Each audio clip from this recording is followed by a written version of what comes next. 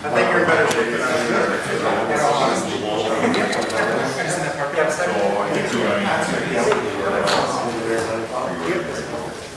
If you want to get the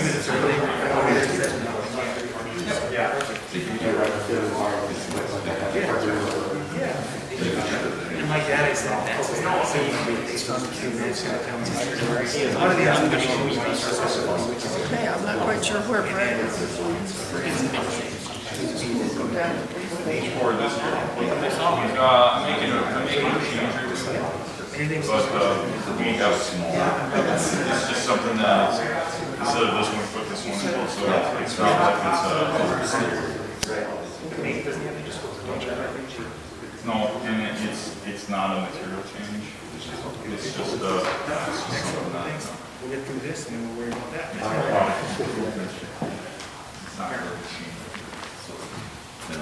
So remember where he's now. The second few. Second I've been working on my eyes. So when I smile, you can see my eyes. Okay, I'm happy now. Just completely bad. I can't recognize people very well because I'm nearsighted anyway. And then you put a Yeah. mask on. So I have some. You're going to do the first presentation. That's okay. Just remind them to shut the lights down so we can actually see.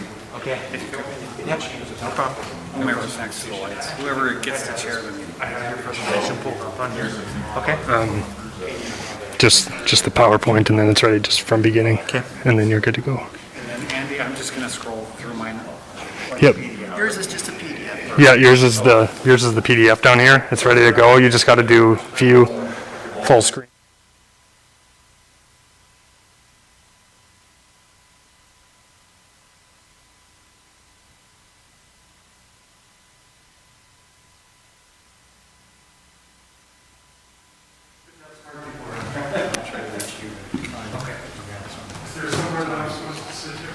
Right there. Here, let's. You gotta work the lights, so. There's no merit where the lights are in terms of the conversion. But I can show you. Good hands, merit process on the Notion.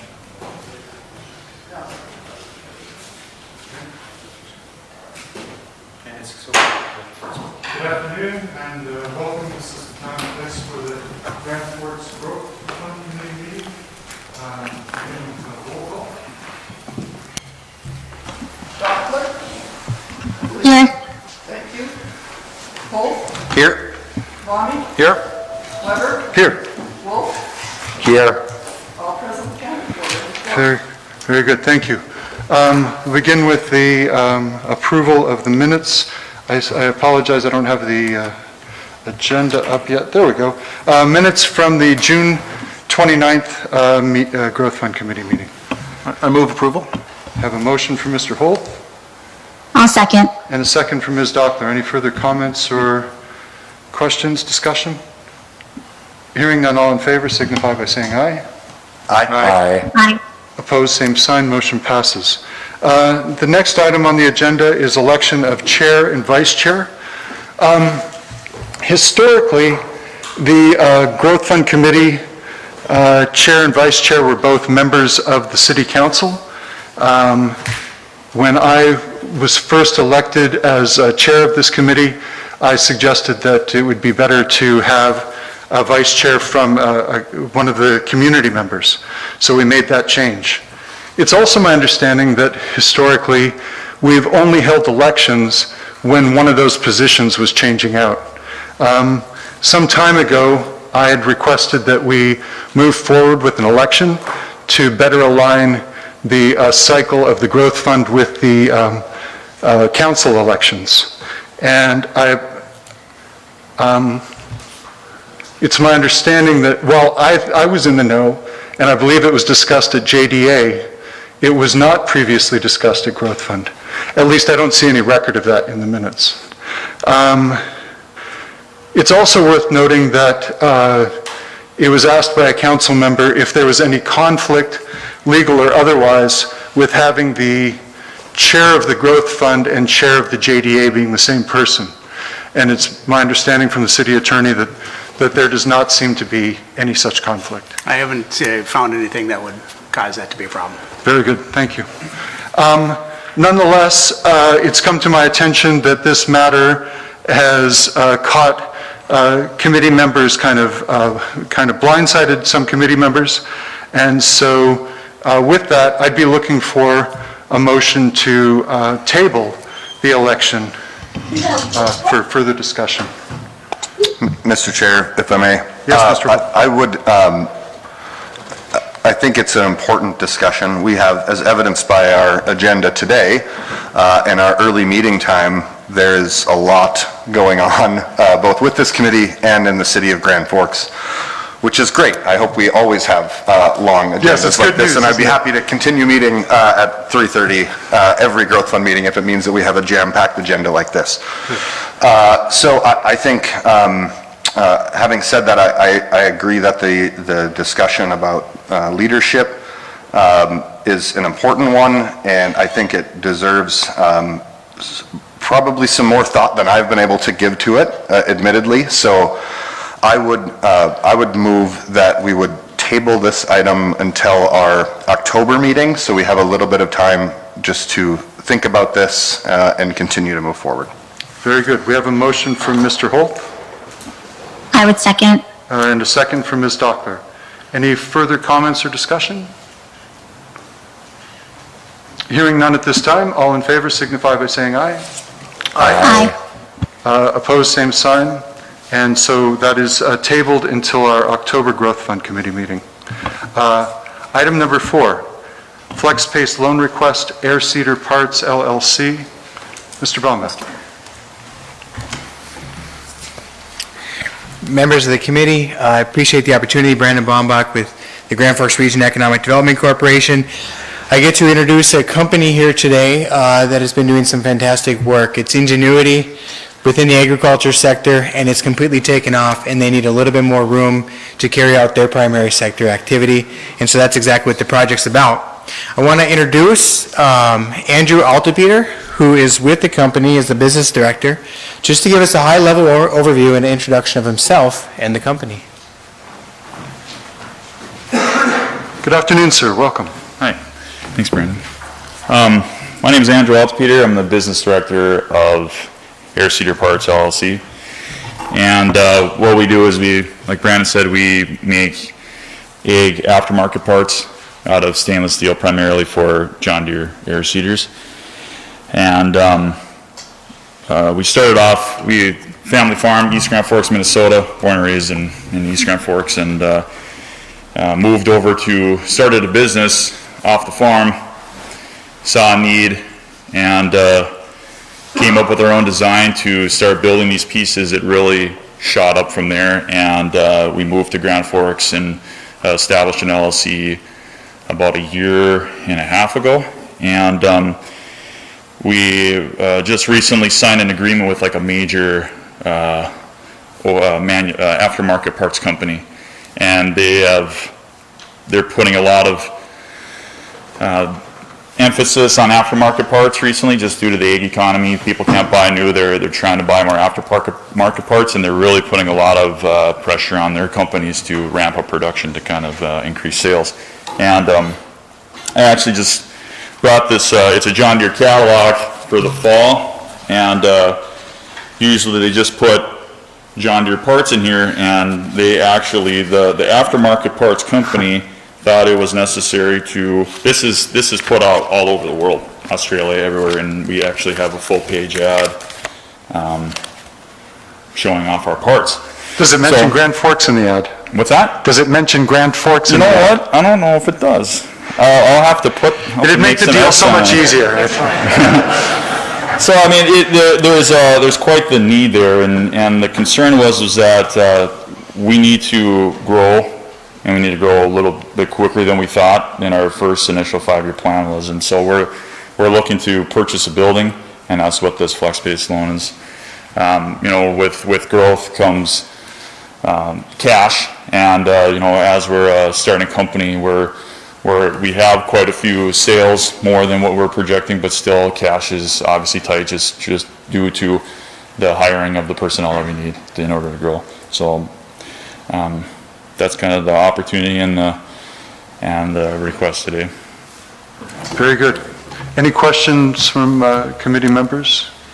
And if I could, Please, Mr. Chairman, just to Bowman, sure. articulate the ask here, tremendous growth, got a chance to meet Andrew and the company.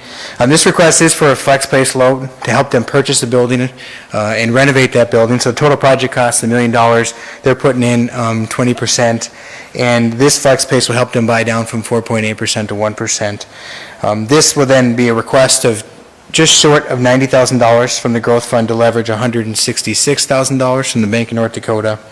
Loan to value is healthy at 88%. It's secured through second mortgage on the property and personal guarantee of Dan Altepeter, who owns the company. I'm here for any questions. You've heard that Andrew's here for any questions, and also the lender on the project, Paul Zendel, First Community Credit Union, is also here for any questions. Very good. And Mr. Altpepper, this is the Century Link building out north of town? Yep, that's right. Yeah. Looks like a good location for you.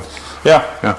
You know, it's off the path a little bit. We're not a retail store anymore, so it's nice to not have to pay the retail store price. So it's Got a gonna be- fenced-in yard and Yep. room for vehicles, et room to cetera? grow too. So that's something. We got a lot of projects set where now that we kind of see how well this is, and there's opportunity for other projects too, but that's a whole nother beast to kind of get into it. So it gives us the area to expand as well. So Very it's good. Thank you. Questions or comments? Where's your Mr. Bowman. where's your current location at? I apologize if that's in here. We're renting. It's there's a couple spaces right by where PS Stores used to be, in between PS Stores and McDonald's, that area on Gateway Drive. And we outgrew that the day we moved in, but you kind of fill the space that you have, and it's good to be a little space constrained to kind of make things a little bit more efficient. So I mean, it was a good spot, but now we're looking to double our space and increase offices as well. Mr. Chair. Yes, Mr. Wolf, please. Yes, Mr. Altepeter, thank you for being here. Exciting opportunity like that. Maybe Brandon or Paul, just with a reminder for us as far as when you're looking at loan to value, the total cost on this being $1 million, that's an acquisition, that's also some remodel. Was there an appraisal done, or is that some type of evaluation, or how did you come up with the value on that? Well, we do have the appraisal ordered. It was due today, so we haven't quite gotten the actual appraisal done yet. But just looking at some of the comparable buildings in the area and what they've been going for recently, it just seems like it's a loan to value wise should be pretty well. But If I could add something too. Not to speak on behalf of Paul or FCCU, they're set for no more than 80% loan to value on that project, and then our interest rate would apply to that loan amount, that principal amount. So it's 80% of the appraised value? Yeah. Yep. Okay. Very good. Thank you. Thank you, Mr. Wolf. Anything further? If there's nothing further, I'd be looking for a motion. So moved. Motion for Mr. Wolf and a second for Mr. Kavami. Further questions or comments? Hearing none, all in favor signify by saying aye. Aye. Aye. Opposed, same sign. Motion passes. Congratulations and thank you. Yeah. Next item, item number 5, Startup Grand Forks Program, review and recommendations. Mr. Bombach.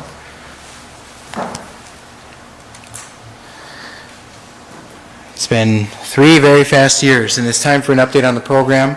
And the staff report will articulate just a couple more things, which Andy will come up here and help with. But I'm going to run through a little bit of look back on where we were and when this program began. I don't know if we need the lights down at all to help with this. Let me see. Apparently not there. Mr. Mayor, any suggestions? The room lights. There we go.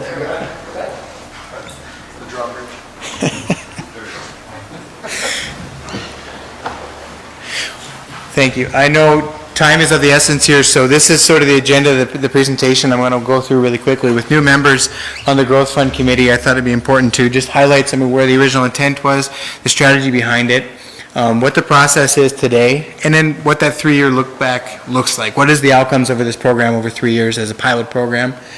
Give you a taste for what those successful applications have looked like, and then those suggested adjustments or policy recommendations going forward. So in the beginning, we started this idea when we asked ourselves the question of what can the city of Grand Forks or the JDA do to make Grand Forks even a better place for entrepreneurs? What are they lacking? And it was decided that a little more access to very early capital and mentorship would really help things along quite a bit. The product of that was this idea around these microloans, kind of milestone-driven investment is what we described it as at the time. This would really allow for up to $20,000 available in a loan to help somebody get going when they really couldn't get financing elsewhere. At the time, Bank of North Dakota was doing a little bit of a trip around the state looking for their own inspiration on some of their own programs, and we told them about this and they liked this. And so they said, we'll match 1 to your 2. And so that's how the program does get to a $30,000 microloan that's available. The biggest ideas behind it all is that if we could limit their risk, maybe more of them would be willing to say yes.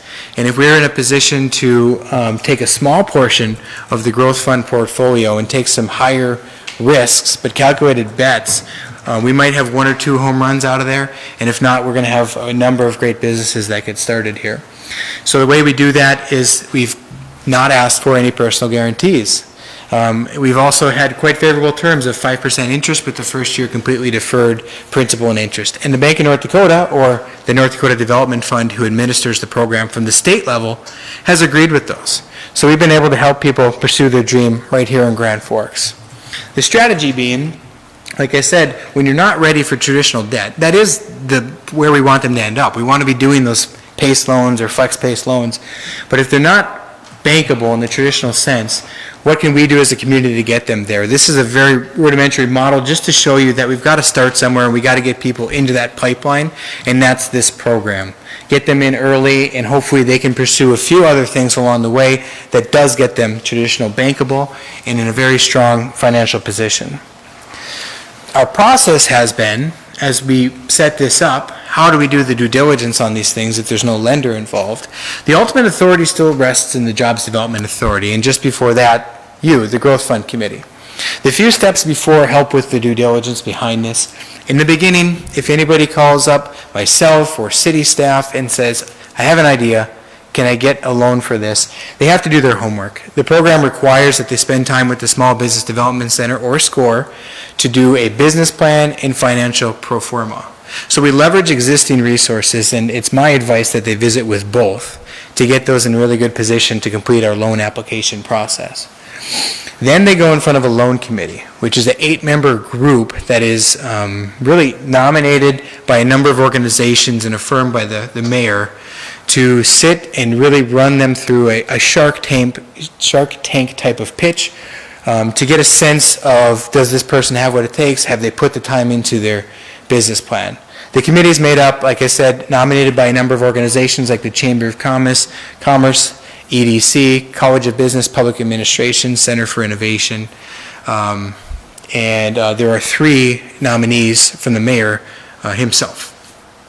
So it's really in that loan committee that we have them put forward their path. This is a really great opportunity for that mentorship to take place. If they're successful, they'd still get that mentorship. Love the idea, we just think you need to work on marketing. We suggest these 3 things going forward. But a lot of times those ideas won't be ready by that stage, and we say, let's work a little bit more on this. Let's go back to the Small Business Development Center, or let's go back to SCORE and improve the application.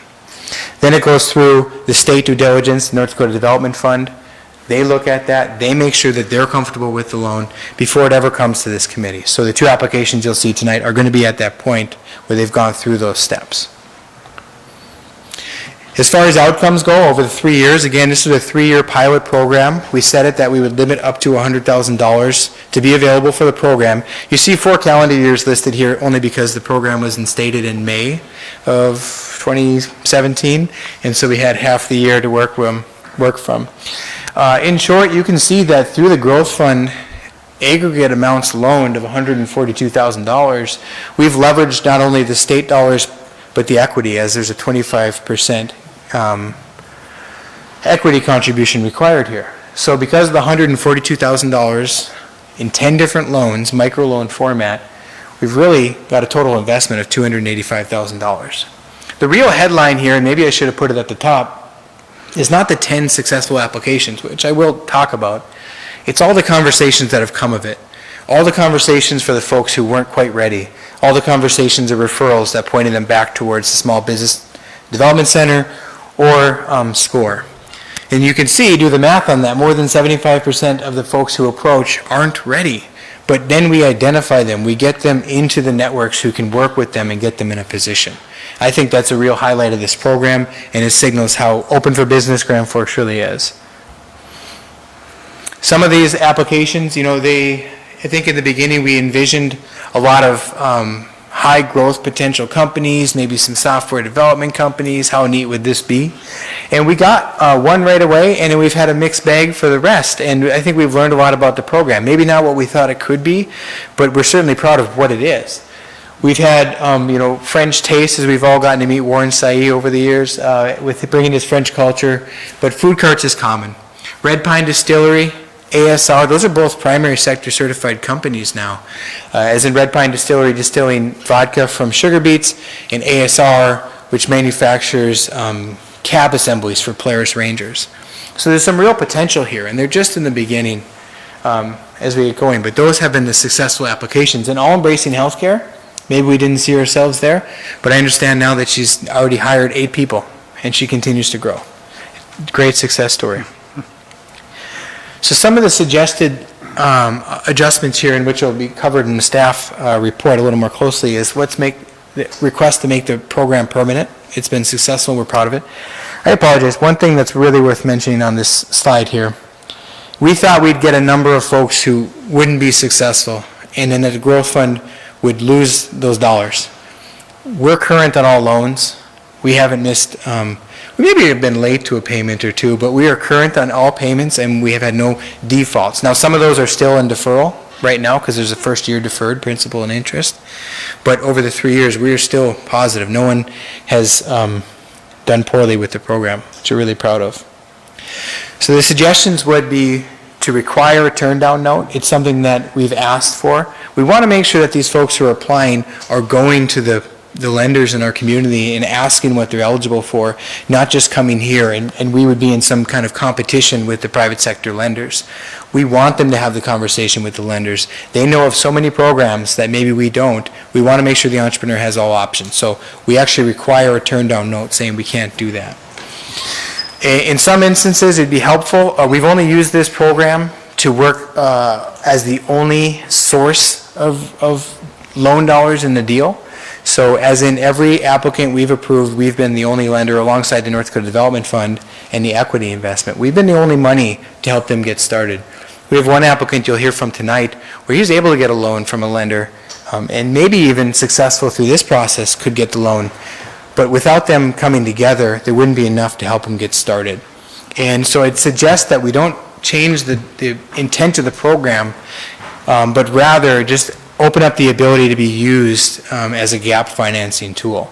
It actually does not increase the exposure anymore, and it keeps the dollars below our set limits of $20,000 as well. So that's the first option that or recommendation that you're suggesting this evening? Yeah. You'll come back to those, I guess? Right. And very good. Andy will talk about that too, and I'm happy to answer those questions or articulate that a little better. But as you can see in the example case, you know, in the case of Ray, who you'll hear from tonight, he really needs about $60,000 to get started. Our program can only provide $30,000, and then he could do $10,000 for himself on top of that. So that only gets him $40,000 in total to really get started, and he's going, I don't know if I can make that work. Or worse yet, he tries to make it work, and he really shorts himself and doesn't give himself enough lead time to get his customer base there. So in a different scenario, we have the lender who has approved $30,000 with him, still involved with the deal, and then we come in on top of that. That's the gap financing I'm referring to. But I think I'm taking more time than I need right now.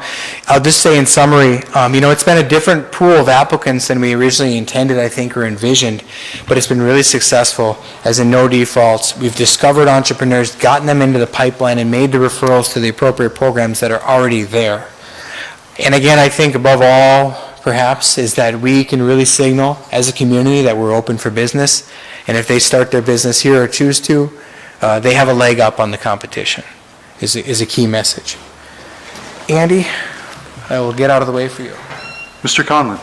Welcome. Yes, thank you. Brandon highlighted 3 of the 6 program permanent changes we're looking to make. Obviously, the main one being make this a permanent part of the JDA portfolio. We've seen it have value, like Brandon just spelled out. So we'd like to see it as part of the permanent JDA portfolio. As part of that, all of our other loan programs, PACE, FlexPACE, EDA, RLF, the program boundaries are Grand Forks County. This has previously been limited to just the city of Grand Forks, city limits. It seems as part of our permanent portfolio, it makes sense to unite all of those things or align all of those program, conditions or program boundaries. So that's the second one there. Brennan mentioned the turn down letter just as a means of, we want people to have those conversations with the private lending community, particularly so for the gap financing potential piece. I think Brennan spelled it out pretty nicely in that, we're able to, as he said, that we'll see tonight is some businesses, their startup costs are a little higher than what our program is designed to support. Or maybe they can, only obtain 50%, as we'll see tonight, from a private lender. So if we're able to support those businesses to still get off the ground without increasing their risk exposure, this seems like a great way to do it. So we're recommending that change as well. I guess it kind of goes without saying, but we'd recommend converting the current $100,000 hard cap to what we're calling a soft cap. Essentially, what that would be once we bring a loan request forward that's going to push us close to that $100,000 or push us over the top of that, we would let you know. The 2 tonight, we're getting pretty close to that for 2020 already, which is great. And then at that time, the Growth Fund Committee could give us feedback whether or not they want us to continue pursuing further applicants for the remainder of the year. So that's the 5th change, and then the 6th would be just to add a blanket lien on all business assets. It's essentially, it doesn't necessarily increase the risk from the applicant's side of things, but it does give us that extra, since we're not asking for a personal guarantee, it gives us a little bit more security in that we'd be taking a security interest in the assets of the business. So those are the 6 changes we had. I'm sure Brandon could spell out the gap financing use a little more if you have any questions. I'm available for any questions as well. Thank you, Andy. Any questions for Mr. Conlon? Mr. Hull? Thanks, gentlemen. Question on the expanding boundaries to Grand Forks County. Just out of curiosity, have we had any companies come forward outside of city limits that we've had to turn down? And I'm not endorsing or I'm just curious if that's happened. The answer is no. We've had some that kind of are close, and I really think that if we were to put an effort behind advertising the program, we would get those types of requests. Okay, thank you. I don't have any other questions. I would just make a comment if I may. I was fortunate enough to be a part of some of the early conversations of this program, and it's really exciting to see. I think, sitting in a room and trying to identify how to help businesses get off the ground is always an interesting exercise, but I think as evidenced here with, the different applicant variety than what was originally imagined, you sometimes don't know what those barriers are going to be until you get some real world examples. So I like these changes. I like the gap financing because again, we just won't know until we get some examples coming forward if that's something. And the whole point of the program was to try to eliminate barriers for people that were trying to start businesses. It wasn't to create new businesses. These ideas are here and they're in the region. It was to try to help them get off the ground sooner. So I think this is great. Kudos to Mr. Baumbach for all the work that you've done with all those, 43 conversations. Those are all really important, and I think the program's been great. So thanks for all your work on it. Very good. Mr. Wolf? Yes, thanks, Mr. Chair. Thank you, gentlemen. I like what I see. Question on the North Dakota Development Fund and that partnership. How long does that go? Has that been extended? And are they okay with gap financing? Yeah, great questions. I had those as well. So I presented to the North Dakota Development Fund Board of Directors, I think a week and a half ago now. And unfortunately, I'm still awaiting a final response there, but I think that partnership would be key going forward. And I will let you know. I don't know if your decisions are contingent on that, but I think it's been a great partnership, and we're working hard to make sure it makes sense to them. Yep. In fact, I don't know if you mentioned it, Mr. Bombeck, but this idea actually spurred the state to come on board with it, right? We were the leads on this. Yeah. Mr. One Conley. thing to that point, Mr. Wolf, as well, is you'll see the two actual loan requests tonight. They are contingent on approval from the development fund as well, so. I did note that, and thank you for that, Mr. Conlon. Just one point for myself personally, a soft cap, that would make sense to me. As a committee member, hopefully we're getting over that number. Some things that I would want when that does happen would be is just, what have we done? And how's the portfolio performing? Are there any things, that we should be aware of as committee members? So, thank you. Nothing further from me. Very good. Thank you, Mr. Wolf. Mr. Kavami. So just a few questions. So first question, is this program unique in the region? Yes, unique in the state, but as Chairman Weber mentioned too, we were the lead, and we were really hoping other communities would take it up. We've spoken at statewide conferences about the program. There have been follow-up questions and sometimes intent articulated, but currently the only one of its kind. Sure. So understanding that there's no personal guarantee, did we have an expectation when we crafted the plan for a default rate? What were we predicting? Because we figured we'd have one. Sure, right. We kind of, I don't know if there was an expectation, we were kind of running with some numbers that even if 7 out of 10 had defaulted, 2 were still alive, but 1 was a home run, it would meet the expectations, but no exact default rate. And that makes sense. The removal of the personal guarantee, I think that we'd have to assume quite a bit of risk. Mm-hmm. So then my next question is, so we haven't had any risk. I mean, we haven't had any default. So is our requirement too tough? I mean, is the program, are we missing 2 or 3 people that maybe we should have, or? Sure. I think we've taken on sufficient amount of risk. I think it's still there. You never know, especially when things like COVID come up. Sure. We've been lucky in that I think our due diligence process has made them really great applications, maybe not in a traditional credit sense.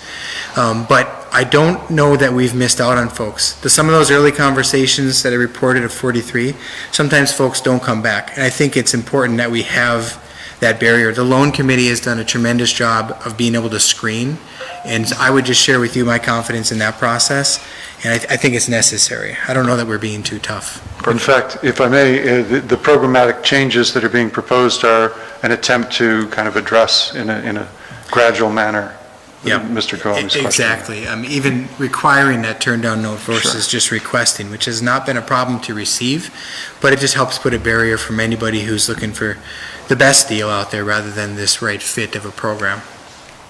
Awesome. No, thank you. Thank you, Mr. Kavami. Any further questions? Hearing nothing further, looking for a motion to approve the continuation of the program and the proposed programmatic changes. I'll move. Motion from Mr. Holtz. And I'll second. And a second from Mr. Kavami. Further questions or comments? Hearing none, all in favor signify by saying aye. Aye. Aye. Aye. Opposed, same sign. Motion passes. Thank you, Mr. Bombeck. Mr. Bombeck, again, item number 6, startup loan requests, 6A, Tacho Man. Yes, thank you very much. Please. This is exactly the type of applicant we're talking about, somebody who's really working hard to bring their vision and grow their vision. Amaziah Adams has been a Tacho Man for some time now, and he has a real opportunity to innovate here. Just note, I think we did get the staff report corrected, but in the application you'll see the total dollar amounts are a little bit different if you had an older version. I will run through those after we hear from Amaziah about the opportunity and just what he's working on. Amaziah? Very good. Good afternoon. Welcome, sir. Good afternoon. Thank you. My name is Amaziah Adams, and like Brandon said, I'm known as Tacho Man here in Grand Forks. I started this all about 5 years ago, and kind of got going with it in the last 2.5 years, getting everything going as far as with the business and stuff. And Initially, this all came by being in the DMV and hearing a SCORE commercial. So, it's nice to hear as far as with the program and the startup program and stuff like that, the roots of it and things of that sort. But hearing that first commercial, I went to SCORE and got the information that I needed from there, and then eventually got directed to the Small Business Development Center, and then after that, Nicole, and just have been a great relationship that I've developed with Nicole and also with the other people that I've got to meet with Brandon and stuff like that, and have been enlightened as far as with different things about business that I've never known, because I'm from Chicago, I'm from Inglewood District of Chicago, so very bad part of Chicago that's in the news right now, unfortunately, but coming up here to Grand Forks, hearing that information, getting involved into the program and stuff like that has been life-changing for me. I went into it initially because of like the homeless people downtown and stuff like that, and I know that there wasn't anything like that up here as far as with selling food downtown, and so when I would get done, my goal was to try to feed them, because when I first came up here, excuse me, but I came from a homeless shelter in South Dakota. So to come up here and then get the program and stuff like that, that's why I get choked up, so excuse me. But, it's been life-changing to me. So I definitely, I'm glad that you guys are continuing the program and stuff like that. And, as far as what I'm up here for, the help that I'm trying to get, I had a food cart that I had, and just started building upon that, and the students telling me what they liked and things of that sort, so I changed my menu and everything, and now I have another location on Washington, and things are getting good with as far as different locations, L&M, things of that sort, and it's grown so much, I need a truck now to just be able to facilitate, be able to cook in, and just to be able to broaden my menu, do more things for the sorority and fraternity, because I also offer entertainment and have like music and stuff like that, along with just try to provide something different than the bars that's downtown while they're going in between the bars. Food to make sure that they make it home safe and things of that sort. So, I think that being that it came from the heart is why it's gotten to where it's at, because, I got a lot of love for the students, because if it wasn't for them, I wouldn't be here, so. Very good. Thank you, Mr. Adams. Hang on one second. So Amaziah might be a little bit modest. He's got a business model that's really quite unique. It's a food delivery service from a tent that's most often found late nights downtown Grand Forks, and that's the college student target audience he's talking about, which is really exciting. But you have to explain Tacho Man, and then also the vision with the food truck. Some of this money will go to fit it out, so he can go to a lot of those other locations he mentioned and take it into the daytime hours as well, which is a real expansion of the business. But if you don't mind telling them about Tacho, yes, that'd be helpful. And thank you for helping me out with that. So now I can get into what I love. So the whole Tacho thing came about. When I first started downtown, a couple of the college students, the football team came over and wanted me to make them a plate with a bunch of protein, if you will. And once I made it, they asked me, well, what are you going to call it? And that's how kind of the Tachos came about. Then some hockey students came back after that, and a few days later, people started asking for tachos, which I never had on the menu before.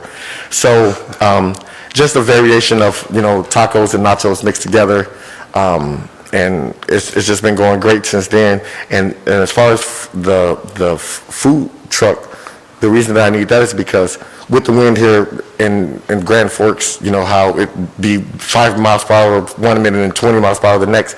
In the last 3 months, I've probably went through 8 canopies with the wind just popping up, and I had one that I lost over at El Rocco and things of that sort. So it has just helped me to be able to work in any temperature, all year round and things of that sort, to be able to move around town, to be able to eventually offer other services, whether that be delivery with DoorDash or different things like that, and just to be able to expand it versus just being in the little canopy and being delegated to that. I'll have more opportunity, I believe, with not only being mobile, but with also having these things that will be in the food truck that we're asking for, with the suppression hood, the hood, of course, being able to cook and being able to move around will, I believe, help my business extensively and also help me to be able to grow and hire people. Very good. Thank you again. Thank you. Thank you. Mr. Baumbach, the specifics of the ask then. Just very quickly, it's a total of about a $17,000 project to really get him into that mobile food truck, as he mentioned. So the request is for $8,600 from the growth fund. That's again at that 5% rate over 60 months with the first year principal and interest deferred. And I would leverage that $4,300 from the North Dakota Development Fund, which this would be contingent on that approval because we haven't received that just yet. That would get him to be able to outfit that truck and onto what he does best. And as you've noted, this is different than the numbers we have in our report. Correct. Right. Yes, total project of Agenda. $17,000. Okay. I did make that adjustment just this afternoon, so if you've had the agenda from before, it will reflect a lower amount. But Perhaps the I'd opened it too updated early. agenda should, Okay. be the 86. I'll try refreshing that. Thank you, Mr. Conlon. Any questions or comments from committee members? Mr. Wolf? Chair, thank you, Mr. Adams, for being here. Appreciate the update, and thanks for doing what you're doing. Mr. Kavami? I just wanted to say thank you. Appreciate it. I've not had some tachos, but I've walked by the tachos being served, and you guys are definitely busy, so appreciate it. Glad that you're going through the program, and happy to approve it once that becomes time. Very good, thanks. Any further questions or comments? Hearing none, looking for a motion. Motion from Mr. Kavami. I'll second. And a second from Mr. Wolf. We have a motion and a second. Further comments or questions? Hearing none, all in favor signify by saying aye. Aye. Aye. Opposed, same sign. Motion passes. Thank you, Mr. Adams. 6B, Thunder Rays Auto Repair. Mr. Baumbach. Thank you so much. The second of our two Startup Grand Forks applications, Ray Lee has a long history, not only repairing vehicles, but also managing shops and dealership repair shops here in Grand Forks, and he's taking this to the private sector to pursue his passion. So I'll get out of the way if I introduce Ray Lee, the principal of this business. Mr. Lee, welcome. Good afternoon. Here hoping to secure finance for my business, Thunder Rays Auto Repair. As a lifelong resident of Grand Forks, married for 35 years, raised our 3 daughters here. Lifelong love of UND hockey, the mayor can attest to that, I guess, and catfishing, so I couldn't think of a better place to live or open a business. Got interested in cars when I was really young, actually delivering papers right across the street to Lyons Auto Repair, which is now closed, but John and Jim Lyons kind of took me under their wing and listened to guys talk about cars and drag racing and everything else, and they kind of got me interested. Been in the auto industry nearly 40 years. Started off washing cars at Bob Seller's Dodge Datsun a long time ago. Went into the parts department, became a parts manager, also became a service advisor, and my last job was a fixed operations manager, which oversees service, parts, and the recon department. Our sales doubled and gross profit nearly tripled in the 7 years I ran the service department. Always had a dream of opening my own shop. So I started working with SCORE and the SBDC last fall. Couldn't find a suitable building that would work for what we needed. So we kind of put it on hold for a little bit. And then, of course, in the middle of a pandemic, we found a building in May. Seems a little crazy you'd open a business in a pandemic, but what I found about working in the auto industry is that it's an essential business and people need their cars, so we'll be there to fix cars. Thunder Rays will employ 2 full-time ASC technicians. Working on vehicles that are 4 years old and not under a factory warranty. What I did find out is average age of vehicles right now is 12.4 years. People are keeping their vehicles a lot longer, so we want to be able to help people keep their cars on the road and get them fixed up. I did get a partial loan from a bank in town. I did have a bankruptcy almost 7 years ago. My wife had some health issues and we had some confusion between Altru and Mayo Clinic, and a lot of stuff wasn't covered, so it caused us to file bankruptcy. That's kind of why we're having an issue trying to get the complete financing. So whatever help you could possibly give me and get this through and help my dream come to reality, I'd really greatly appreciate it. Thanks for your time. Thank you, Mr. Lee. Mr. Baumbach. As you heard, the vision for the project from Ray is to open the shop. A lot of that is operational costs, as you'll pay rent, and a number of tools, as you can imagine, you would need to get that started. Meets all the program requirements, has gone through the loan committee, still subject to that North Dakota Development Fund approval, which we'll receive. This is the gap financing use that we've described. Happy to talk through that. Sage Doler from First Community Credit Union is also here. They're the ones who said they would lend that $30,000. And so in this case, it's helpful to see that Ray is signing that personal guarantee for them and showing that he is serious about this and pursuing it. But without the assistance to this program, he'd really short himself on the number of tools, the amount of lead time, or the operational cash he has to be successful. Very good. Mr. Conlon, you're on this the staff report. Was there anything for you to add? No. Any questions, comments from committee members? Mr. Wolf. Mr. Lee, thanks for being here as well. Looks like an exciting project. Mr. Baumbach, thank you for your comments. Question on, it's more with the gap financing, which I'm in support of that, but with the gap financing, and we have an institution, Sage is here, so are we, from a procedure standpoint, will we get a letter that says that they'll give the $30,000 in financing, but will not go above that? Do we have that? Or how would we do that moving forward and for this deal specifically, please? Yeah, no, I appreciate the question. We are going to replicate what we do with our current EDA RLF, which is that commitment letter or that somewhat of a turn-down note saying we considered this request, we can only do this amount at this time. We do have that letter. We have that commitment letter in hand. So it will say that, yes, we'll do this, we would not do this, and we'll have that. So that's my only question. Nothing further. Thank you. Thank you, Mr. Wolf. Anything further?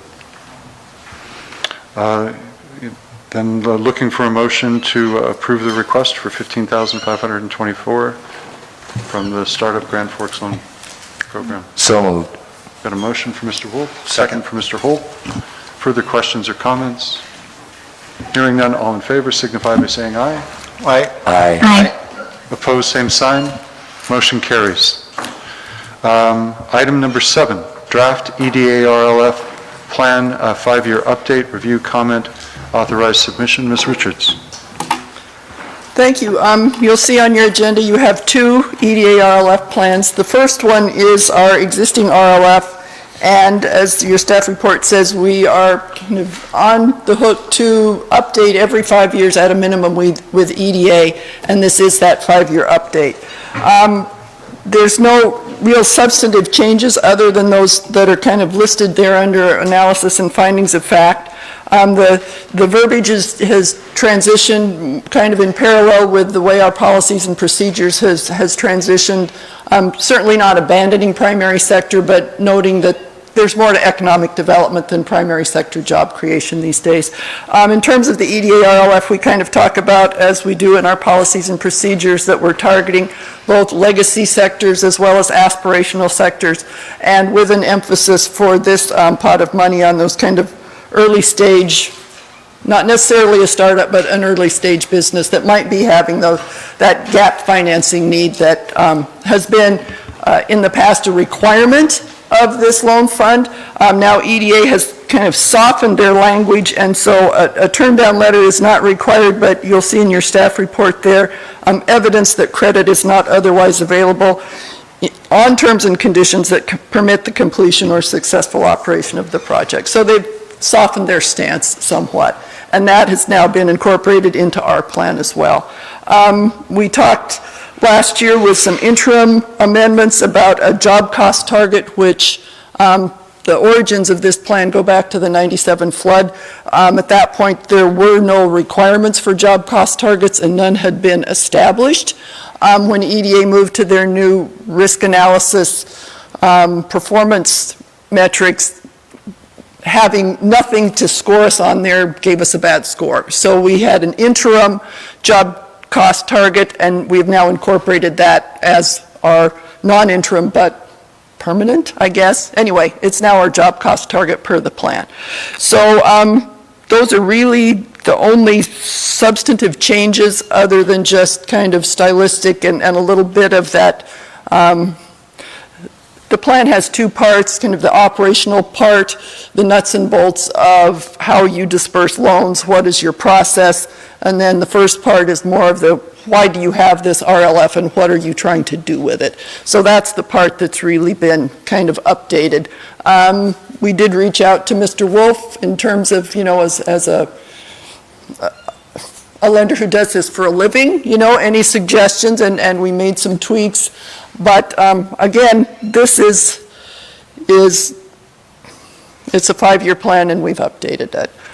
It is due to EDA no later than the end of September. The request is for you to authorize staff to submit it to EDA, assuming they don't have any substantive changes, or if they do, we would share those with you, but then formal adoption by the JDA would be postponed until we've had a chance to hear from EDA on that. As I'll get into it on the next item, this was kind of the template for the RLF plan that will be next to come. So that's why you're seeing it first. This kind of forms the basis to a certain extent to the new RLF that we'll be introducing here shortly. Very good. And Mr. Wolf, it's good to have a banker on the committee. Thanks for your input on this. This is primarily about the procedure for this fund. Where are we currently at in terms of availability of funds and along those lines? Well, the last thing on our agenda is the semi-annual report. Very good. We'll come back to that at that time. It's all good news. Very good, yes. And it hasn't always been good news. We've had some rough spots over the years, but things are looking good. Any questions or comments for Ms. Richards on item number 7? Hearing none, looking for a motion to, you're specifically just asking for approval of the proposed changes. Is that right, Ms. Richards? Right, basically authorize us to submit it to EDA in the form that it's in. Pending their comments, we'll come back for formal adoption. Possibly as early as the JDA meeting on the 8th. I'm not sure how fast EDA will be able to get back to us because, as you'll see in the next item, they are quite busy. Yes, very good. Look, I have a motion for Mr. Kafami, second for Mr. Holt. Further questions or comments? Hearing none, all in favor signify by saying aye. Aye. Aye. Opposed, same sign. Motion passes. Item number 8, draft COVID response, EDA RLF plan. Ms. Richards.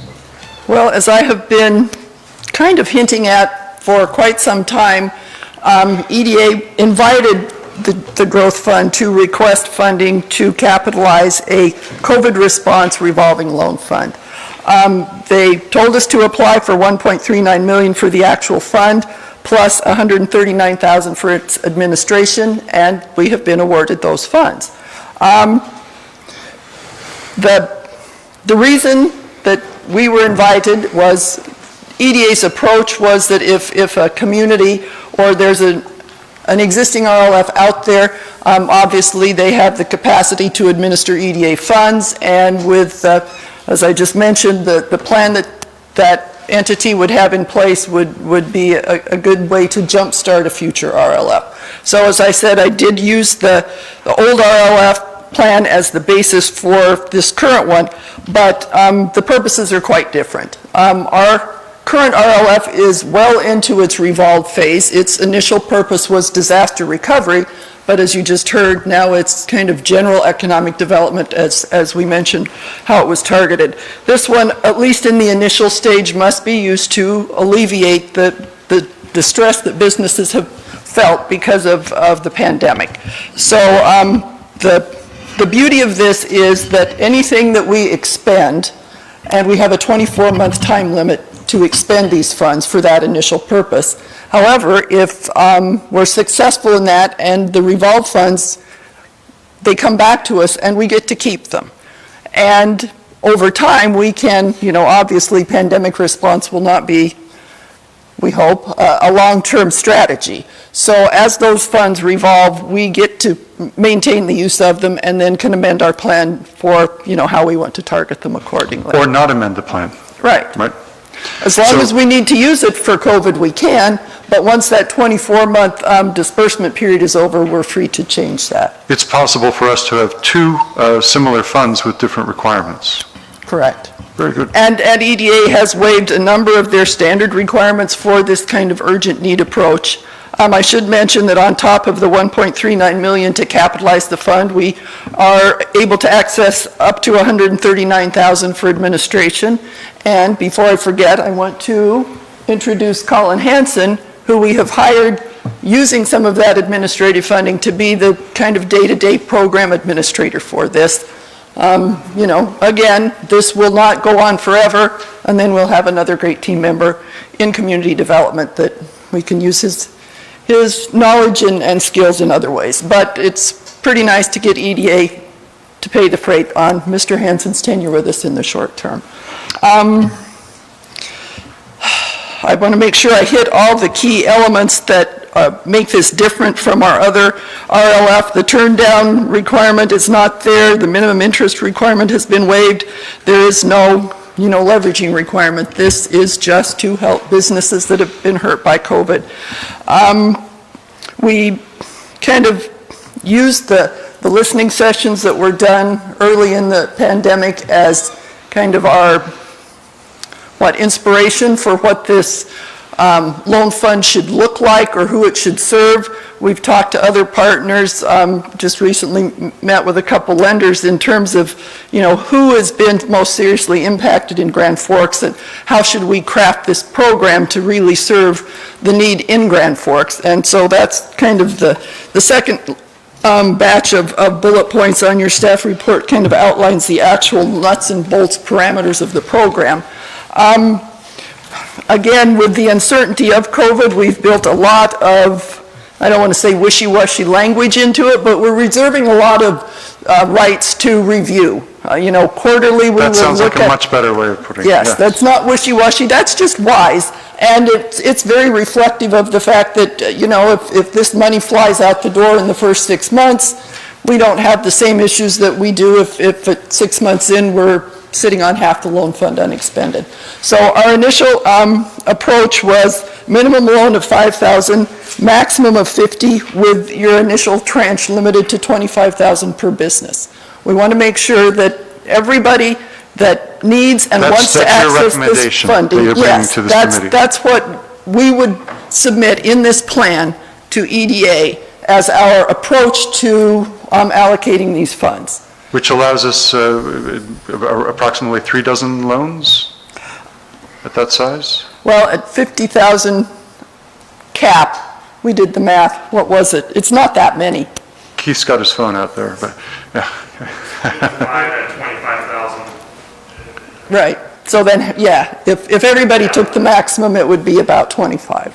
Okay. Fixed interest rate, 1%. We do offer an incentive. These are unsecured other than a blanket UCC. If the borrower were willing to provide a personal guarantee, then they could extend the deferral period and request a 25 basis point reduction in interest rate with the offer of a personal guarantee. And this fund comes with no primary sector requirement? Correct. Right. Unlike other EDA loans, we can lower that interest rate beyond their typical threshold. EDA was adamant that these must be clearly loans. We can't structure them as forgivable loans. There's no option for a grant. I think there's the expectation that we might have a higher default rate than we did, for instance, on our startup program.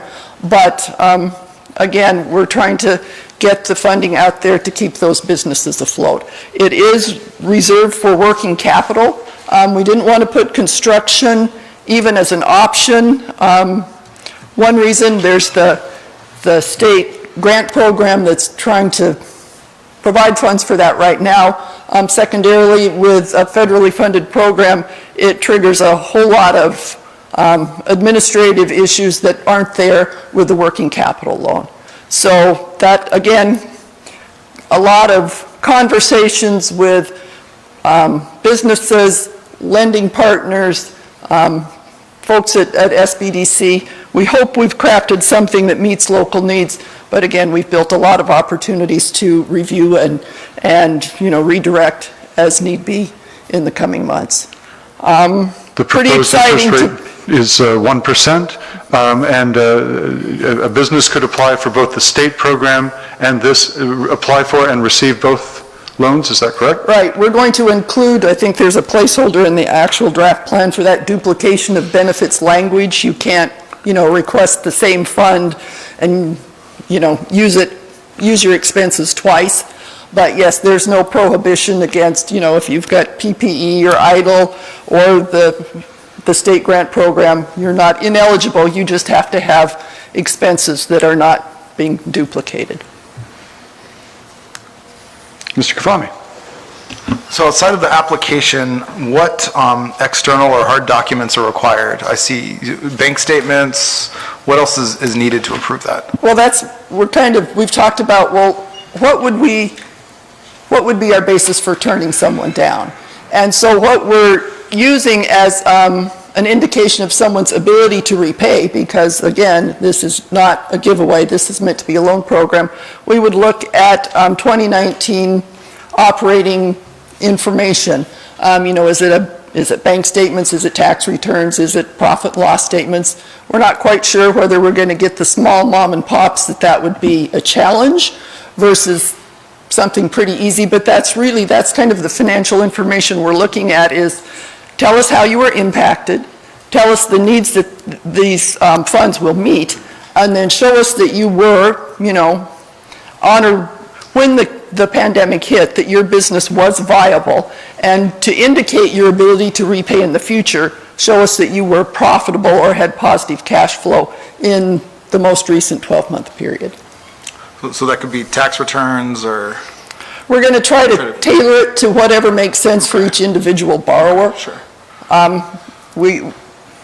We're fortunate to have the Small Business Development Center willing to partner with us, so if we get someone that is just really at a loss in terms of how to package the information that they have, we can refer that borrower to SBDC for a little help in putting their application together and possibly help, just how do they help crawl out of the hole that COVID has put them in. And one more question, and I apologize if it's in here, but the funds, once they're paid back, this is a revolving loan fund, right? So what's the plan for the funds? To be determined. Okay.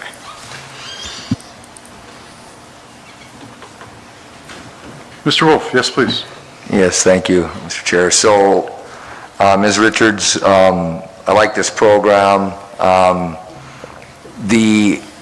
I would guess there's going to be a demand for this program. Do we have any idea how that is, or how much that would be, and did that determine our cap? I mean, if we're going, sounds like if we have 25 at 50,000, you can help 25, but you could help 50 at 25. So any idea on demand is my first question. Well, we're guessing. Okay.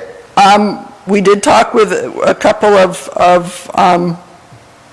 lenders that we think are very good sources of information, and there was the recommendation that in the initial tranche, we at least prioritize small businesses because there's the sense that they perhaps had more difficulty accessing sufficient PPE funds.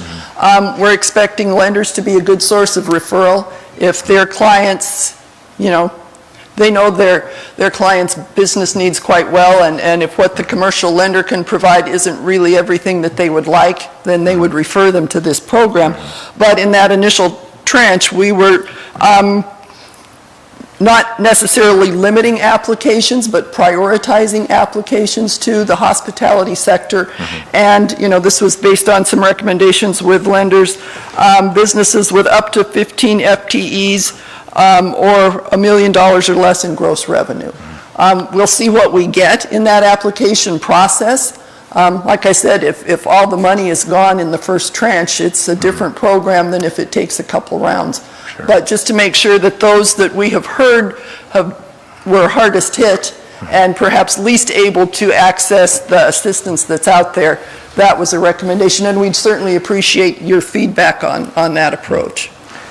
Follow-up on a couple follow-up items. So is there anyone, does this have to be incorporated business? We're looking at some LLC So some type of... Something that shows they were actually in existence as a viable business when the pandemic hit. I think we've got, do we have a March 1st date in here? I thought I saw something to that point. Yeah. So it would have to be incorporated. Are there any businesses that would not be eligible for this per the regulations through EDA that we should disclose? Well, they have in the previous RLF, I list the businesses that are ineligible per EDA, and it's, I guess it's kind of blue laws, you know, if it's a marijuana dispensary. So basically, those the are short that, but- answer to your question is no. Okay, We're so- leaving pretty much everybody eligible, but prioritizing, at least in the early stages. For incorporated businesses, for-profit or not-profit, I saw was in there, so that's Right. something. I guess final point would be, as it was, as Mr. Kamami said, the restrictions, it appears to me is, you know, again, this is a loan. So we have to assess some type of repayment ability. I know we're going to get information to assess that, but really it does come back to, I think we need to make sure we have some type of financial statement, tax return, and then that there's some type of analysis on that to make sure we're satisfying that. Bank statements probably might support some of that stuff, but again, it gets back to what did 2019 look like, or maybe even in 2020, but no other comments. Thank you, Council. Thank you, Mr. Wolf. That's what we want to do. We don't want to be too stringent in telling them what form those documents have to take, but that's exactly what we're looking for, is an indication of ability to repay through some historic data. A rare opportunity, federal dollars with almost no strings attached. Doesn't happen often. The current proposal, if we were wanting to adjust that 30 days, 90 days down the road, are there any limitations on when we can adjust the guidelines? If we make a substantive change, we have to tell EDA that we want to amend our plan. I think unless we do something wildly unreasonable, that will be approved, but there is a process. Very good. Further comments or questions? And what you're asking for is similar, provide comments on this program and then authorize submission of the draft plan. Do we have a motion along those lines? Motion for Mr. Kvamme? Second. And a second for Mr. Holt. Further questions or comments? Hearing none, all in favor signify by saying aye. Aye. Opposed, same sign. Thank you, Ms. Richards. Thank you. Item number 9, updates and information only. Herald Building, both the pending leases and the EDA fit-up grant application. Mr. Conlon. Got him, I'm just getting this Oh, Mr. presentation Phelan. going. I would defer to Mayor Pacheco. Mayor Bachenski. Let's make it a team effort. Should I pass it Very down to good. Dan, or should I start? All right. Well, I've, sort of taken some direction personally on this and have been working really hard with some of the tech and the UAS guys in town, and, found some tenants that are able to move in before we even do the upfit of the building, so I'm pretty excited about that. And as this project moves forward, I think there's a real opportunity for this to be an economic driver and bring jobs and people from outside in. I'm hoping to have a much bigger announcement coming this fall of some sponsorships and some partnering that I'll have to wait till we get a little more detail on that. But right now, we're just in the final stages of month-to-month leases with Airtonomy and KSI Data Sciences. And Tommy Kenville's also expressed a lot of interest in housing some of his eyesight RVP employees there. So it's pretty exciting. Definitely more to come, but with the interest being there, amidst the future upfit is pretty promising. So thank you. And Mr. Chair, I'll run through a few slides, just give you a kind of an overview. I think as witnessed by all the agenda items prior to us, the Growth Fund and the Jobs Development Authority is pretty important. It gets us from ideas to talk to action, because everyone generally needs money at the end. So I think as part of that, Amy Whitney, thank you, is here from the Center of Innovation. I think she's still back there. So she's the one who she and her organization helped create this document, and then I spoke with Brandon Baumbach, and it's been updated since when Amy worked on it, to include the city of Grand Forks. And I think the important piece of this really is we have were the yes or no go, as this meeting portends, and if you're ending up at a jobs development authority, the critical importance of what you guys do on a day-to-day basis, approving all these wonderful grants that you've already moved forward with, or whether they're loans. And I'm just trying to highlight the importance of where we are today. Amy Whitney provided, as part of this EDA grant, we're going to discuss the Grand Forks Herald building, and hopefully with Mayor Buczynski and others, we'll rebrand that building in the near future. But as part of our discussion is that we need to accentuate the differences of what the accelerator will be in our downtown campus area. And so Amy Whitney put this together as part of our pipeline, from a co-working to what she does at the Center of Innovation to what the downtown tech hub is, really is. And it really is to accelerate startups in the technology industry, and as Mayor Buczynski is really focused on, it's really in that UAS data storage and data analytics space that we really are a hub for. How do we move that forward and really start to move the needle? As we've discussed quite a bit, whether it's been Mark Schell from Praxis or the EDC, we're lower than we should be. We're like 30 to 40% of where we should be, according to 100%. I think Bismarck's 80 to 90%, and Fargo's over 100%. So we got a lot of work to do, and this is really to accelerate really some of the strengths that we currently have. The other part is this, it's part investments too, and we discussed the startup program, which was really an intent for us to look at technology firm startups. But really what we've seen is this growth fund committee and the JDA has approved two significant technology grants, and that one was to Air Autonomy that we're looking at moving into the building, and I kind of show the space where they are, and also Taylor E. And those were partnered investments with the State of North Dakota LIFT Fund.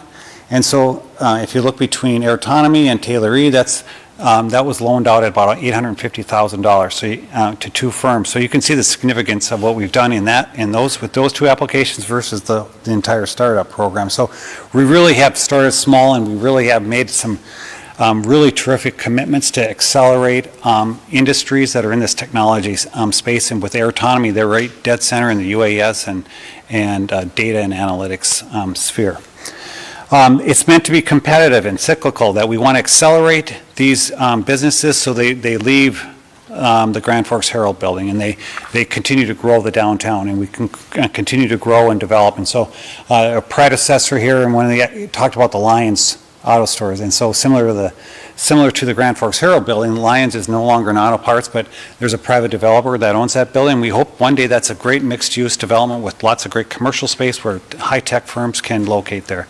And so it's really to grow them out of the space and really grow the city's tax base as we move forward. We want to capture them early, just like we did with Air Autonomy and Taylor E, while they're on the upsides, and continue to grow them, and intense and dedicated. And so I'm going to discuss, these are a little bit out of order, but if you went back to the Build to Scale program that Amy's here if you want to ask any questions, is that grant, and I'm going to go with the timeline, that was really the growth fund, and the JDA approved a program. It's a $1.2 million program, of which the growth fund is funding $300,000 of the $600,000 local match. And that really is to program entrepreneurial startup activity. And the great thing about that $600,000 match, the growth fund had the $300,000, but we got $200,000 in private sector and $100,000 in UND, as I recall, to get up to the $600,000 local match. That's really to program the space, provide expertise, programming to get firms up and going, and then move them, whether they start in the building and then move them out. The other part is of the Grand Forks Herald. There might be some mainstays that stay in the building, but the mainstays that are going to stay in the building are really going to complement the programming. So say you're a large company or a large corporation that could support and facilitate entrepreneurs in that space. So they're providing guidance just like the entrepreneurial tech program would be, from a programming perspective, providing mentorship and really focused in this space too. So for the most part it's cyclical, but there's going to be some mainstay firms, just like, whether it's JDA or the Center of Innovation or other UND programs will be their mainstays, but their mainstay is really to provide support, mentorship, and continue to grow firms in this space. The space itself, This is, as you recall, the growth fund and JDA approved moving forward with, looking at the space. And prior to COVID, prior to Mayor Buczynski, who's really focused our energy. It was more meant as a collaboration space, maybe an institutional collaboration space. So I think the refocus is more of an accelerator space. Some of the same collaboration spaces are still in there, but it's more focused than it was before. It was kind of meant as a space, as a lot of times when we work on the city of Grand Forks or even the jobs, we try to do a little bit for a lot of people, and this is really more focused as we move forward. So as you can see, last week I discussed City Hall, and this space right here was meant for City Hall planning and community development. We found a new location for those folks on the first floor where the mayor's and city administrator's office. They're going to go there. They're still going to do the similar things to what they were going to do here. Front door, first place for development to come. That was going to be in the Herald Building. We've shifted that to the first floor of City Hall. That's freed up about 2,000 square feet for startup firms. We're going to walk in City Hall and see the planning department, open for business. Yeah, it's going to be welcome, open to business, as we discussed earlier. Now, that's freed up this space right here for startup firms to cycle in and out. Also, this space is freed up for some space. So this is the kind of the physical space that we're looking at. The collaboration spaces down the center of the building remain the same. We're going to open up the building so that when you walk in the front door, you can see from the front door all the way to the what we call now the Herald Community Room, but the event space as we move forward. So this is still the event space, and then there's 2 classrooms. And really important as part of entrepreneurial activity and what we're trying to do with Build to Scale is that we need to provide training programs, upskilling. And that's really our really great program with UND, whether it's with the Center of Innovation, whether it's been Accelerate to Industry, or whether it's certificate programs with UND, leadership, upskilling. Those are the other things we've been working on with UND that are going to fit within this space. At one time, this was thought as a Grand Forks Public or Grand Forks Public Library. Where would they fit? They would fit similar to UND in these classrooms. If you look at them, they're about upskilling. It's about adult ed, adult learning. How do we get others that maybe aren't affiliated with UND but still need some upskilling? This is where that space can go from the classroom perspective. Upstairs has changed a bit too.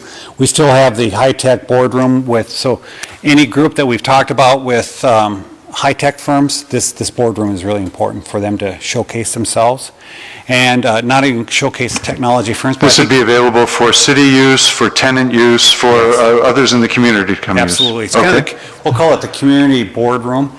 So that would be for city, JDA, EDC, others, and along with other firms, so that you could really showcase yourself. We could showcase the community in this room.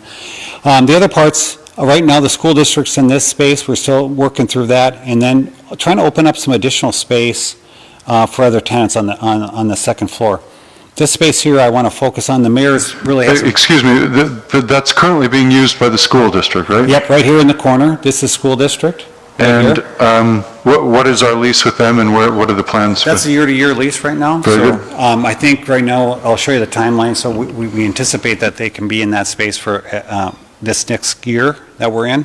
We'll have to see how things transpire over this next year and how we're going to utilize that space. The other space here, we've heard from firms that really need, the important part is just not the space, it's not the collaboration that they want to get in this, it's not the tech classrooms, but it's also about data, the upload and the download, and particularly the upload. And so the mayor has worked with Midco, and so really the intent of this building is to be a hub for technology for upload, download, so that when you locate here, and you're not only locating because you've got a great office space, but you have really high-tech ability to do what you need to do in this space. And some of the partners that we're talking about, those are the groups that we're talking to. Again, another gap we have in our community that we hope to fill in this building, not only for the firms here, but for the broader community also. The last space, the mayor talked about air autonomy. This is our kind of an already space that we were looking to move them in. It's pretty move-in ready, move some furniture around, reconfigure it. That would be the space that we're looking at in the interim. That doesn't need a whole lot of buffing up as we move forward. Would you mind going back a slide? Sure. Down to the main floor? That back area in the blue, this had the previous discussions, it sounds like that's perhaps not that different than what we'd previously discussed. This is an opportunity for students, UND students in the downtown area, high school students, just others wanting to come in, access reference materials, things of that sort. This is a community, it isn't a library. No.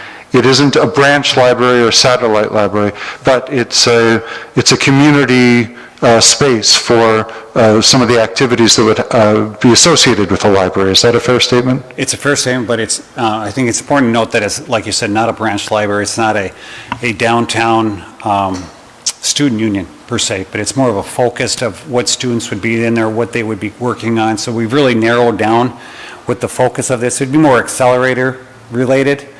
It's not broadly related as we move forward. It certainly is a public building, but we need to focus, you know, what the intent of those public spaces are. Are these just meeting rooms, or is there technology available in these rooms? Technology in all the rooms, yep. Very good.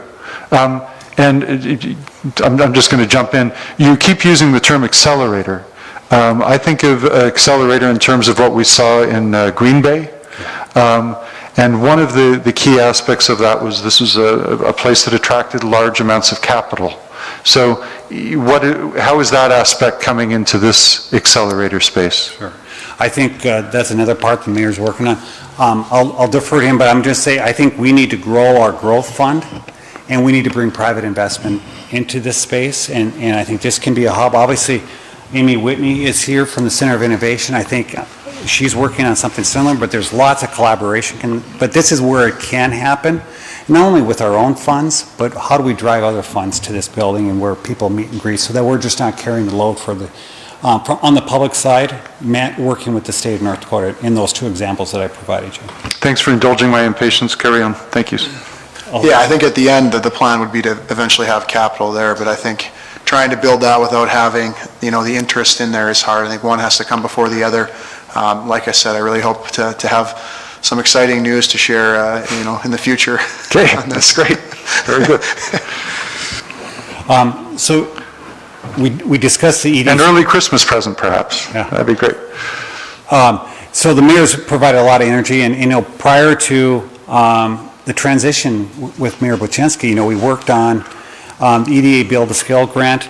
Amy Whitney's here with any follow-up questions you have, but really what the indication is that we anticipate in mid-September getting word on that grant. And again, that's that $1.2 million grant over 3 years to provide programming support for, you know, high-tech incubators that we're trying to do and create in our space here.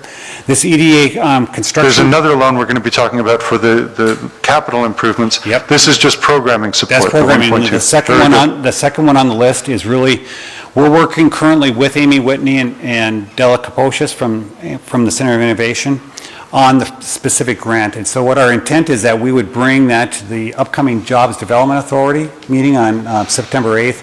We would submit it soon thereafter, and likely receive notice in October of whether we receive the grant. As part of the guidance, there was two pots of money. You recall we had the CARES funding, that was the 80-20 money, and you had to demonstrate some sort of CARES-related activity that you were moving forward with. The other key was their October 1st, their regular federal funding that they were going to get. That's a regular 50-50. Amy Whitney and Center of Innovation have had some discussions. There's been a lot of demand on the CARES funding, obviously, for the 80-20. There's been a lot of demand because there's been some COVID-specific activities. What we've been told is we probably fit much better in the regular funding for an accelerator. That's, you know, we can all say everything's COVID-related, but it's probably not as specific for us, and there's a lot of demand on that money. So the initial indication is that we have a really good project, that we should submit it. But likely we're going to be probably in that 50-50 grouping under consideration, and there's no guarantee in life, but that's what we've been targeting. We've also been targeting get our grant in there sooner rather than later. That's where we're going to target this September timeframe so that we can get in line, if not for the CARES funding, but for the regular appropriation that will come on October 1, and hopefully soon thereafter we'll get further information on that. We talked about Titletown Tech. So really, That's a handout, I think, in your, on the agenda item. Titletown Tech is this piece. So really, the Titletown Green Tech Bay. was to go to Green Bay, really focus off of Lambeau Field, Green Bay Packers. The president of Microsoft was a former Wisconsinite and, had a love of Green Bay and Green Bay Packers, and so there was kind of that synergy. So in our own way, we're trying to create our own synergy with the Grand Forks Herald building in a built environment. And we're trying to do, if you look at what Green Bay was trying to do, they're going to build mixed use in and around Lambeau Field. We're trying to build mixed use in and around our downtown area. And I think the downtown area is really important. Number one, if you look through the criteria of that, I think we meet a lot of the criteria of why we need an accelerator in our community. Number two, we're renovating an existing building. And getting to the new economy. We're moving from the newspaper business to renovating a building to get to this new economy. We're in a state renaissance zone area that has incentives, and even more important, we're in an federal opportunity zone. And our opportunity zone, which came out of the last federal tax act that came out, we have 3 zones. Essentially, it's the north side of downtown, it's the south side of downtown, and then it's the corridor along University Avenue and Gateway Drive up to the campus. And so that's another check in our box that we're in this opportunity zone. And I think the final piece is we're trying to move the community to the new economy. We do have some strengths that we can build off of.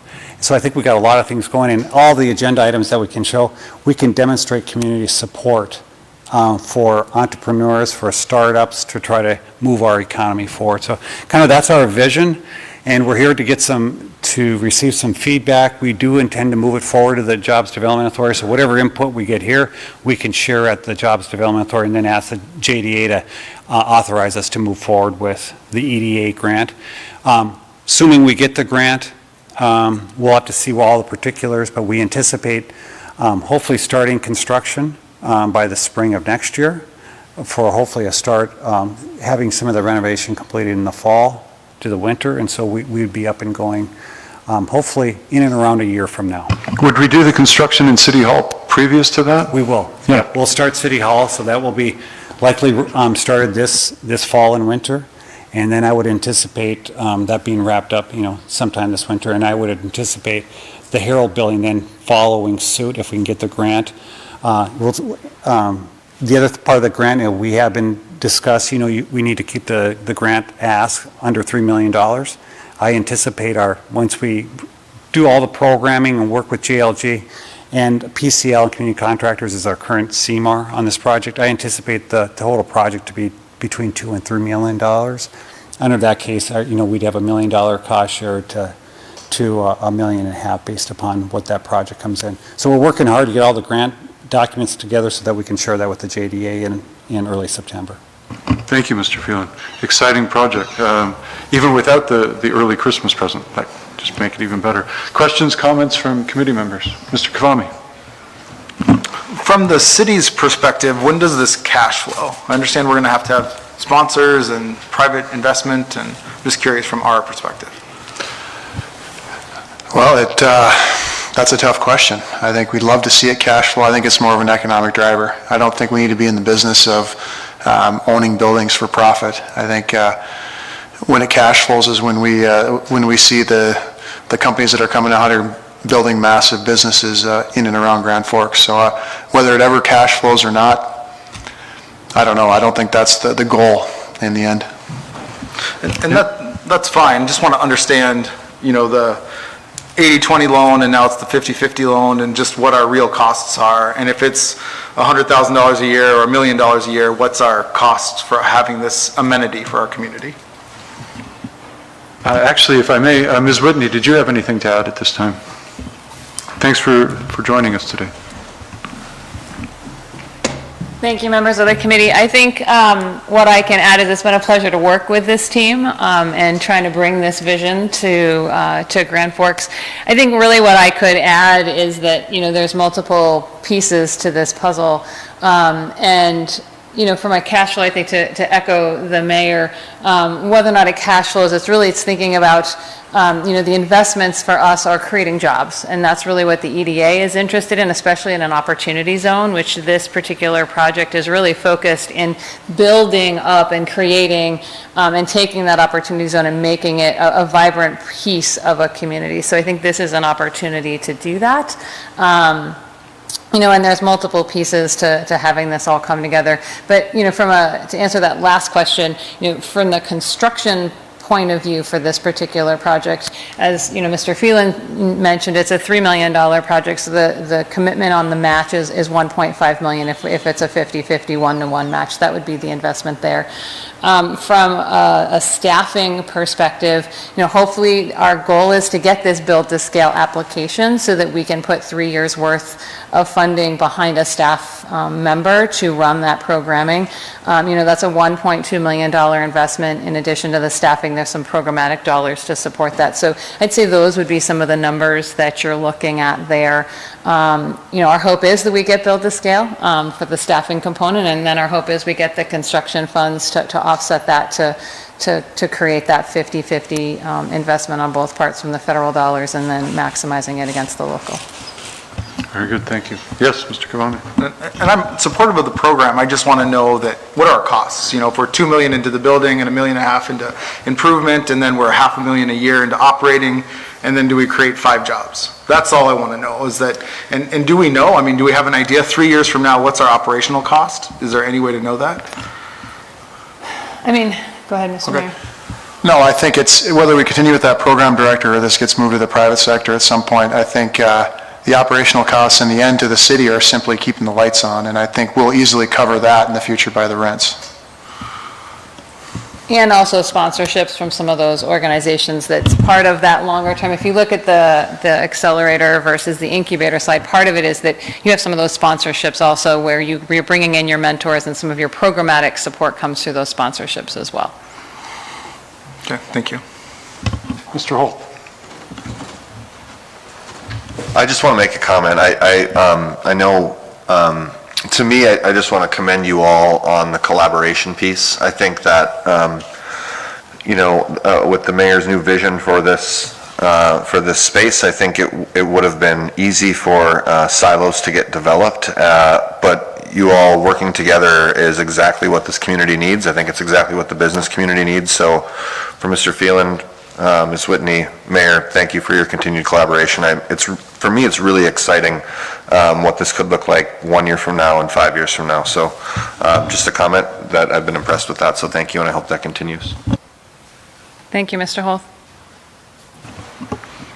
Mr. Chair, yes, just building off of that, Mayor, this is something you're passionate about, and I like it. A lot of collaboration. There is a tremendous idea. There's an opportunity here, and we need to focus on that. I do agree that, and I think time will tell, we will understand what is the cost and what is, cash flow, those types of things. I do like that we're moving forward and trying, and because I think there is opportunity, but at some point, how will we define success? That'll be obviously further discussions, but thank you. And this is just information only today, other than looking for feedback, comments. We'll add if everyone's, with the inquiry and including all the members here, and share that with the full JDA regarding the request to move forward. Very good. Thank you, Mr. Phelan. Ms. Whitney, thanks for coming, and Mayor. Well, we still have quite a bit of agenda to get through. Let's go on to 9B, the Ann Love lease. Ms. Richards, do you get to take this one on? Well, I'm going to tag team with our yes. city attorney. As you know, they came with a proposal, and the direction from this group was to work with them and understand their capacity to repay, and then come back to this group with a more solid recommendation on how to cancel the lease and their request to reduce the debt. Dan, I'm not going to try to speak for you. Go ahead. Sure. After I think it was the end of July, I personally met with the Schmitz and Meredith. Ms. Richards was there explaining the predicament the city was in with respect to the termination, and trying to make them understand that we have to do some due diligence on our part and requesting some information from them. And I encourage them to seek an attorney. I always do that in every transaction when I know the other side doesn't have an attorney, so that, you know, their interests are represented. They did try to seek an attorney, but there was a conflict in the first one, and they gave me some names of others that they're trying to contact, and so I don't know if they've got one or not. And I didn't know it was that hard to consult an attorney. well, sometimes they have conflict of interest, Okay. and that was the result of the first go-around with the I see. first person that they contacted. And in the recent communications, there's been some resistance in getting information from them and providing it to me, and resistance as to how I can review the information, the due diligence information, so that I can make a recommendation to the growth fund as to how to proceed in the collection of this. I had asked to meet with them again, and I was told that they would reach out to me by next week, and I haven't heard from them at all. So at this juncture, as I understand, they are in default under the terms of the lease. And there are some matters that would have to be taken care of with respect to the lease as to whether you pursue the default process. There is some notices that need to be provided. Given the fact that there's not been a lot of communication, and I can tell you that we've tried to schedule times with them to meet to try to get this resolved. I did get he did make an offer of like 20 cents on the dollar. But again, I don't know if that's adequate or not. I can't make a recommendation one way or the other. So my thought is that we at least start taking a look at whether we provide notice of default and go down that path under the terms of the lease. So today, if we direct you to give begin that notice process, is that what you're looking for from us today, a decision along those lines? Yes, and I want to make sure it's clear to everybody that the fact that you pursue this, in every case that I've been involved with, whether it's at the beginning, in the middle, or at the end of the case, you always have the opportunity to discuss to try to resolve it. Yes. And I'm always open to that in every case that I get involved with. So it's not like this is a dead letter with respect to having further communications with them, but I think it's probably time to move the dial here a little bit and Yes. get things moving in a direction to have that conversation. If we don't, then we don't. So let me consult with my city attorney on another matter. If this committee directs you to begin that notice process, does that need to go to the JDA, or can you proceed with that direction? I think the JDA probably needs to give because this is a committee that has to make a recommendation to the JDA, and I think it's Very good. their lease. So that would be my suggestion, is that you make that recommendation to the JDA. Very good. Any further questions, And comments? Mr. Chairman, Yes. one other thought is, Thanks. even if you give that recommendation, I'll still attempt to reach out to the Schmitz to see if we can't, Of course, even with notices, you're going to be open to that kind of discussion. Correct. Always. Sure. Right. Questions, comments? Otherwise, looking for a motion to recommend that we begin the process of giving notice. Yes, Mr. Mayor. I think it's important for the committee to consider too that there's likely another lease that's going to be possibly coming under the same situation in that same building. Hopefully it doesn't happen, but decisions that are made here are probably going to have to set precedent of what the next decision is, so I think that needs to be weighed as well. Would it set legal precedent, or is this just giving a general indication of how we're going to proceed? Well, the way I understood the last effort was you wanted me to sit down and try to resolve it. Short of this, we've attempted to do that without success. So, you're a landlord. I don't know what other landlord would allow this stuff to occur. So, and so it does. It lets people know that, we will try to work with you, but if you're not, it's a two-way street. Yeah. Mr. Chair. Mr. Wolf, please. As a landlord, it would typical be, we try to have conversations to this point, which we've done, we get to this point, something has to happen. Would this be a typical point for us to send notice? Is that what a landlord typically would do? In my experience, that's what they do. They don't, you know, and I don't know the exact date and how long it's been since the rent payment's been made.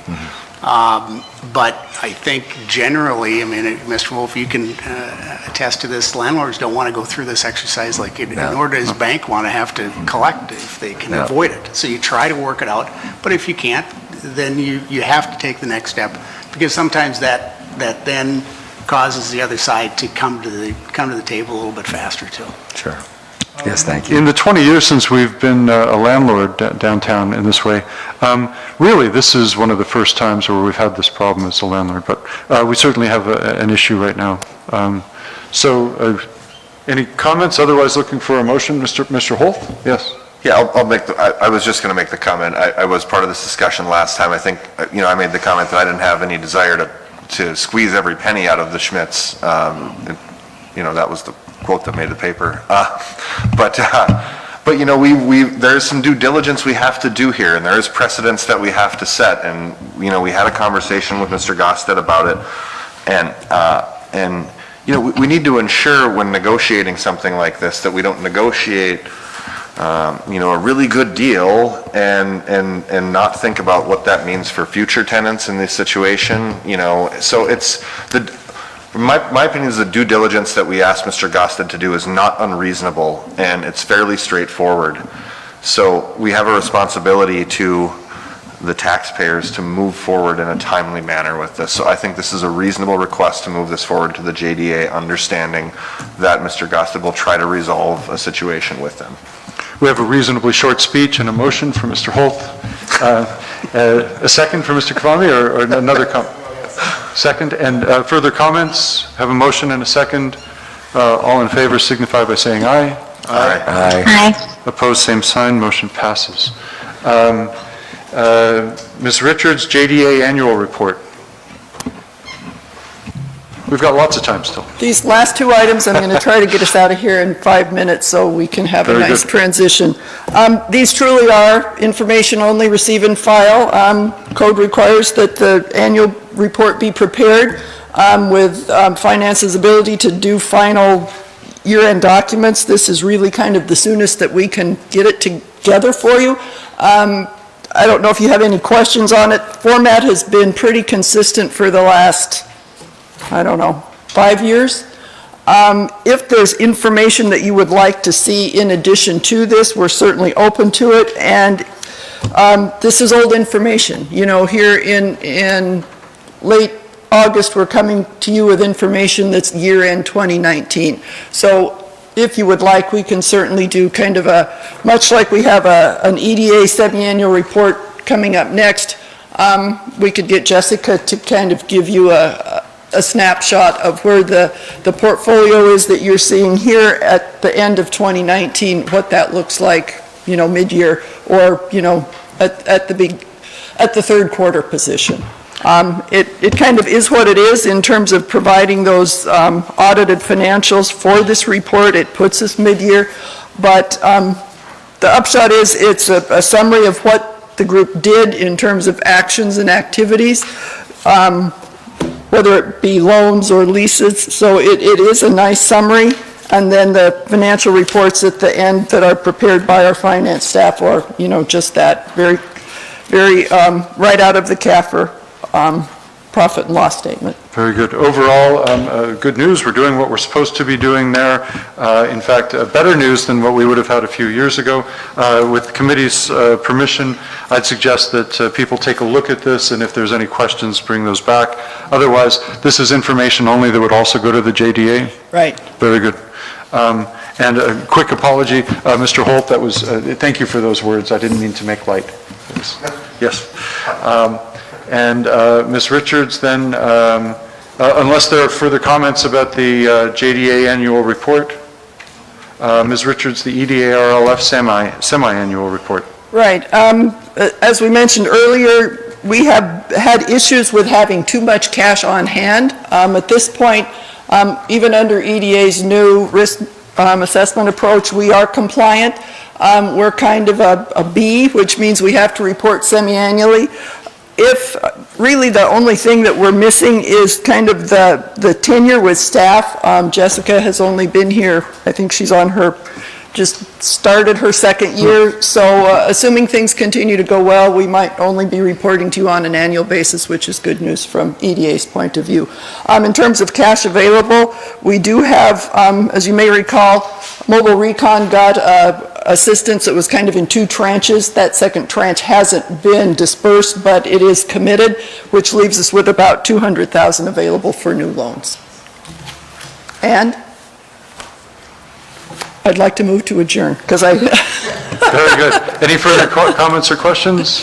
Otherwise, looking for a motion to adjourn. So moved. We have a motion. Second. Meeting adjourned. Very good. Thank you, Ms. Richards.